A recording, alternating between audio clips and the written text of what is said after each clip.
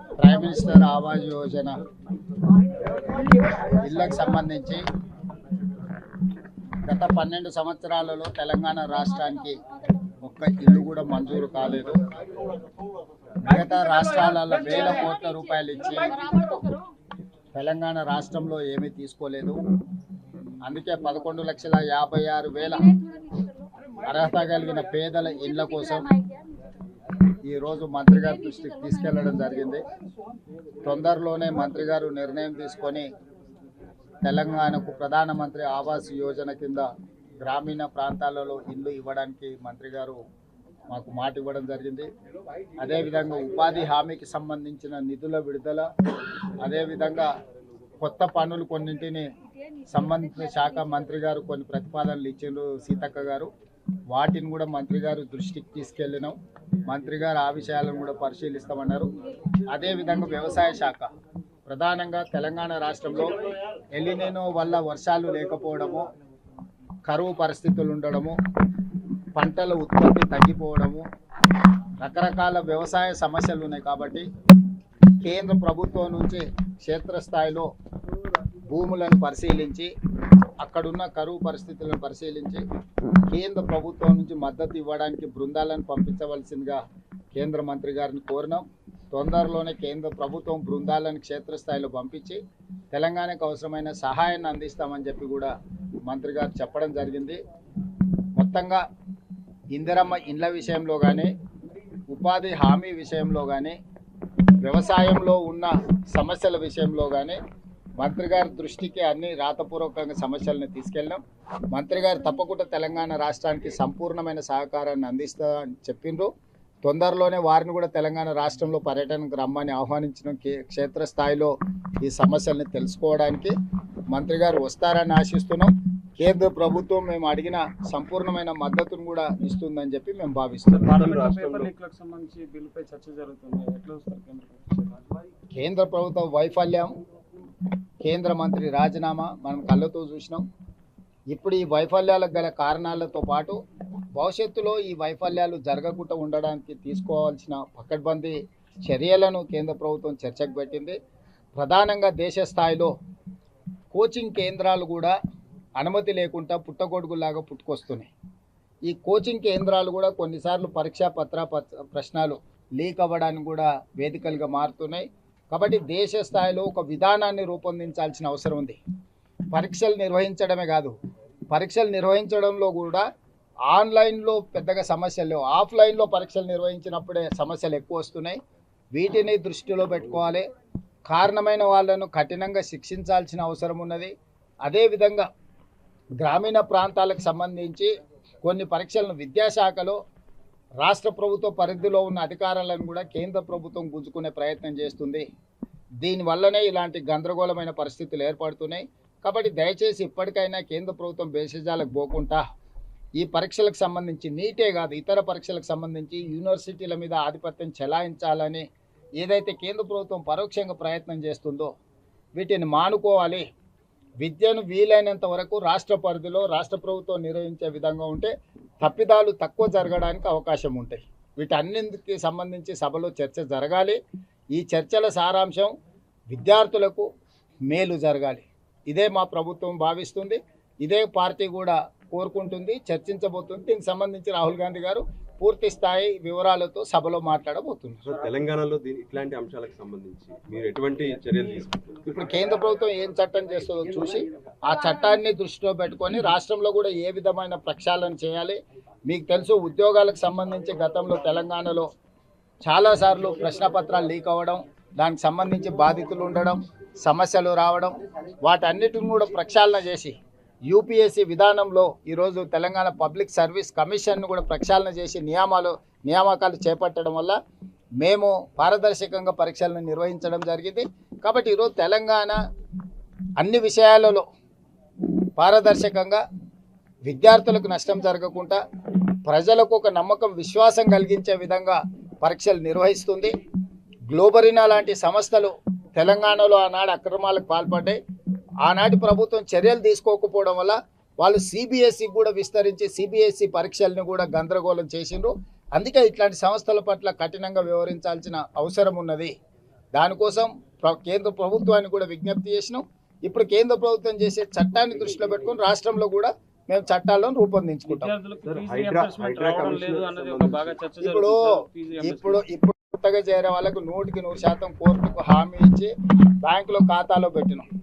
గతంలో ఎలాంటి వసతులు లేకుండా దొంగ లెక్కలు చూపించి ఫీజు రియంబర్స్మెంట్ కొట్టేయాలనుకున్న సంస్థల మీద విజిలెన్స్ అండ్ ఎన్ఫోర్స్మెంట్ విచారణ జరుగుతుంది. ఎవరెవరైతే కరెక్ట్గా ఉన్నారో వాళ్ళందరికీ చెల్లించడం జరుగుతుంది. ఫీజు రియంబర్స్మెంటు కేసీఆర్ ప్రభుత్వం 8,000 కోట్ల రూపాయలు బకాయిలు పెట్టి పారిపోయింది. కేసీఆర్ బకాయిలు పెట్టి పారిపోయినవే ఈరోజు మాకు భారంగా మారింది. ఈరోజు ఏదో కొత్తగా మేము ఫీజు రియంబర్స్మెంట్ ఇవ్వడం లేదన్నట్టుగా, దానికి మా ప్రభుత్వం కారణం అన్నట్టుగా బీఆర్ఎస్ భ్రమలు కల్పించే ప్రయత్నం చేస్తుంది. బీజేపీ దానికి వంతబాడుతుంది. బీజేపీ నాయకులు రామచంద్రరావు గారు కావచ్చు, ఆర్ కృష్ణయ్య గారు కావచ్చు, ఫీజు రియంబర్స్మెంట్ గురించి పదే పదే తెలంగాణలో మాట్లాడుతారు. ఆర్ కృష్ణయ్య గారు ఏ రాష్ట్రానికి సంబంధించిన రాజ్యసభ సభ్యుడు? ఆంధ్రప్రదేశ్ రాష్ట్రానికి సంబంధించిన రాజ్యసభ సభ్యుడు. ఆంధ్రప్రదేశ్లో 10,000 కోట్ల రూపాయల ఫీజు రియంబర్స్మెంట్ బకాయి ఉంది. ఆర్ కృష్ణయ్య అక్కడ ప్రభుత్వంలో భాగస్వామి. ఎందుకు రామచంద్రరావు ఆంధ్రప్రదేశ్లో ఫీజు రియంబర్స్మెంట్ గురించి మాట్లాడాడు? ఎందుకు ఆర్ కృష్ణయ్య గారు ఆయన ప్రాతినిధ్యం వహిస్తున్న రాష్ట్రంలో ఫీజు రియంబర్స్మెంట్ గురించి మాట్లాడాడు? బీజేపీ వాళ్ళు ప్రజల అమాయకులు, మోసం చేయొచ్చు, అబద్ధాలు చెప్పొచ్చు అని అనుకుంటారు. మొట్టమొదట బీజేపీ నాయకులకు నేను సూచన చేస్తున్నా, కిషన్ రెడ్డి గారికి, రామచంద్రరావు గారికి, ఆర్ కృష్ణయ్య గారికి, ఆంధ్రప్రదేశ్ రాష్ట్రంలో మీ ఎన్డీఏ ప్రభుత్వం ఉంది. ఎన్డీఏ ప్రభుత్వం ఆంధ్రప్రదేశ్లో 100% ఫీజు రియంబర్స్మెంట్ చెల్లించిన తర్వాత తెలంగాణలో వచ్చి డిమాండ్ చేస్తే చూడడానికి బాగుంటుంది. లేకపోతే నవ్విపోదురుగా నాకేటి సిగ్గు అన్నట్టుగా మరీ దిగజారి వ్యవహరిస్తున్నారు బీజేపీ నాయకులు. దయచేసి గత ప్రభుత్వాల తప్పిదాలు, గత ప్రభుత్వం పెట్టిన ఎగవేసిన బకాయిలోనే ఈరోజు మాకు ఆర్థిక భారంగా మారింది. అయినా వాటిని అన్నిటిని కూడా పరిష్కరించే ప్రయత్నం చేస్తున్నాం. ఇక నుంచి భవిష్యత్తులో ఏ ఇయర్కు సంబంధించిన ఫీజు రియంబర్స్మెంట్ అదే సంవత్సరంలో పూర్తిగా చెల్లిస్తాము. అడ్వాన్స్గా బ్యాంకు ఖాతాలో మేము పెడుతున్నాము. మేము పూర్తిగా లెక్కలేసినాము. ప్రతి సంవత్సరానికి 2,200 నుంచి 2,400 కోట్ల రూపాయలు ఫీజు రియంబర్స్మెంట్కి అవసరం తెలంగాణ రాష్ట్రంలో. ప్రతి సంవత్సరం క్రమం తప్పకుండా ఈ ఫీజు రియంబర్స్మెంట్ను చేయడానికి ప్రభుత్వం ప్రణాళికలు రచించుకున్నది. ఇక భవిష్యత్తులో ఫీజు రియంబర్స్మెంట్ సమస్య తెలంగాణ రాష్ట్రంలో ఉండదు. వాటిని పరిష్కరించే బాధ్యత మాది. హైడ్రా కమిషనర్ విషయంలో తెలంగాణ హైకోర్టు ఇచ్చినటువంటి ఆదేశాలను ముఖ్యమంత్రి గారు దొంగలు అంటారు, కబ్జా కోర్లు అంటారు, బీఆర్ఎస్ వాళ్ళు అంటారు. చెరువులను, నాలాలను, గుంటలను కబ్జా పెట్టుకొని ప్రభుత్వ భూములను, ప్రభుత్వ పార్కులను కబ్జాలు పెట్టుకున్న వాళ్ళు కోర్టులను తప్పుదోవ పట్టించి కంటెంప్ట్ ఆఫ్ కోర్ట్ అంటారు. కంటెంప్ట్ ఆఫ్ కోర్ట్ ఉంటే అధికారులను మార్చాలనే నిబంధన ఉంటే గతంలో సోమేష్ కుమార్ మీద 400 కంటెంప్ట్ కేసులు ఉన్నాయి. ఆ రోజు ఇవన్నీ ఏది మాట్లాడలే. ఒక అధికారిని ఎక్కడ నియమించాలనేది ప్రభుత్వం యొక్క విచక్షణ అధికారం. ఆ విచక్షణ అధికారాన్ని ఎవరు గుంజుకోలేరు. కాబట్టి ఈరోజు తప్పుడు కేసులను న్యాయస్థానాల మీద సంపూర్ణమైన విశ్వాసం ఉంది. న్యాయస్థానాలలో ఎదుర్కొంటాం. హైడ్రా మంచి పనులు చేస్తుంది. మా ప్రభుత్వం తీసుకొచ్చిన the greatest reform is Hydraa. We have protected lakes and nalas and water bodies. So we don't have any issues with Hydra. We are going to empower Hydra. Hydra is one of the best institution.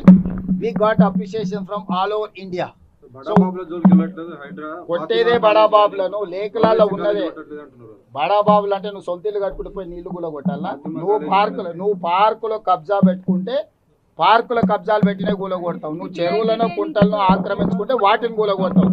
బడాబాబులు Jubilee Hills సొంత డబ్బులతో ఇల్లు కట్టుకుంటే హైదరాబాద్ కూలగొడతాయింది. హైడ్రా జాబే ప్రభుత్వ పార్కులను, చెరువులను, కుంటలను, నాలాలను కాపాడడమే. ఆ పని పర్ఫెక్ట్గా చేస్తుంది. ఎక్కడైతే కబ్జాకోరులు తప్పుడు డాక్యుమెంట్లతో కోర్టులను తప్పుదోవ పట్టించి, అదేవిధంగా బతుకమ్మ కుంట లాంటి వాటిని కూడా బీఆర్ఎస్ వాళ్ళు కబ్జా పెట్టుకొని దాంట్లో కూడా కంటెంప్ట్ ఆఫ్ కోర్ట్ వేసిండ్రు. దాని పేరే బతుకమ్మ కుంట. ఆ బతుకమ్మ కుంటను ఆక్రమించుకుంటే దాన్ని పునరుద్ధరించిండ్రు. దాని మీద కూడా కోర్టు ఈరోజు కంటెంప్ట్ మూవ్ చేసిండ్రు, కేసు నడుస్తుంది. వీటిని ఏ విధంగా చూడాలి? అదేవిధంగా ముఖీం అనే ఒక కబ్జా కోర్ 100 ఎకరాల ప్రభుత్వ భూమిని కబ్జా పెట్టుకుంటే ఖాళీ చేయించింది. ఏ విధంగా చూడాలి? సో ఇలాంటి వాళ్ళు కూడా ఈరోజు మీకు కంటెంప్ట్ ఆఫ్ కోర్ట్ అని కేసులు వేసింది. కాబట్టి దయచేసి హైడ్రాని పని చేయనీయకుండా అడ్డుకోవాలనే కబ్జాకోరులకు మీరెవరు సహకరించండి. మీడియా కూడా నేను విజ్ఞప్తి చేస్తున్నా. ఈరోజు ఏ భూమి కూడా ఇతరులకు ఇవ్వలే. ప్రభుత్వం తీసుకున్నది చెరువులను కుంటలను పునరుద్ధరించింది. అది ఆక్రమించుకున్న వాళ్ళు ధనవంతులైనా పేదవాళ్ళైనా ఈరోజు మీకు కన్వెన్షన్ కూలగొట్టిరు పేదోళ్ళదా? అది గండిపేట చెరువులు ఆక్రమించుకున్న వాళ్ళని కూలగొట్టిరు పేదోళ్ళదా? బతుకమ్మ కుంటను ఆక్రమించుకున్న వాళ్ళు పేదోళ్ళ? ఎట్లా సుధాకర్ రెడ్డి అని టీఆర్ఎస్ కాన్స్టిట్యున్సీ ఇన్ఛార్జ్ కేసీఆర్ గారు వస్తే విమానంలో పూల వర్షం కురిపించండు. 10 ఎకరాలు బతుకమ్మ కుంటను కబ్జా పెట్టి అమ్ముకున్న తర్వాత పూల వర్షం ఏంది, కనక వర్షమే కురిపించవచ్చు. ఇట్లాంటి కబ్జాదారులను కాపాడడానికి డబ్బులు పెట్టి సోషల్ మీడియాలో తప్పుడు ప్రచారం చేసి ప్రభుత్వాన్ని బదనాం చేయాలనే ప్రయత్నం చేస్తుండ్రు. ప్రభుత్వానికి స్పష్టత ఉన్నది. హైడ్రా కార్యాచరణ పట్ల, హైడ్రా నిర్వహిస్తున్న బాధ్యతల పట్ల ఖచ్చితంగా హైకోర్టు ఇచ్చిన ఆదేశాలు ఇంకా నేను పరిశీలించలేదు.